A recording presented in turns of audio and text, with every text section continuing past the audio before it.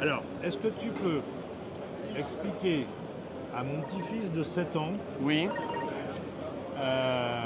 en 30 secondes, ce que c'est que cette espèce d'énorme caisse?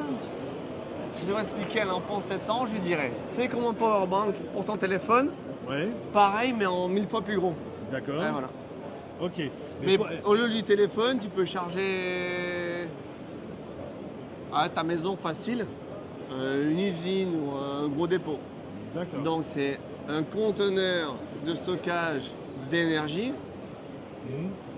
basé sur des batteries de véhicules électriques de seconde vie. D'accord. Voilà. Ça fait 10 ans que je travaille avec des batteries de seconde vie. Ouais. J'en ai eu des centaines.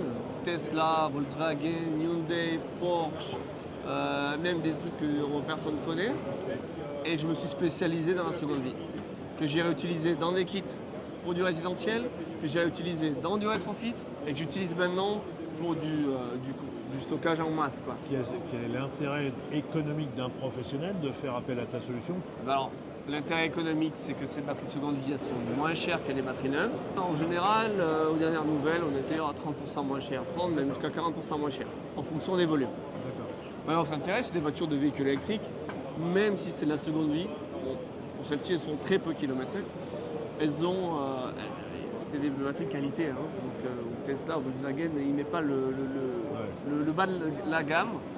C'est des batteries qui sont plutôt légères et on a beaucoup d'énergie, une densité énergétique assez élevée pour ce type-là. D'accord. Il y a pas mal de variables qu'il faut étudier d'un point de vue économique, c'est-à-dire la quantité d'énergie consommée, comment tu l'utilises. Si tu alimentes avec du solaire ton conteneur, après tu utilises d'énergie, ou si tu recharges pendant l'énergie quand l'énergie est moins chère et tu veux la consommer plus tard. On est vraiment sur un changement de, j'allais dire, de paradigme.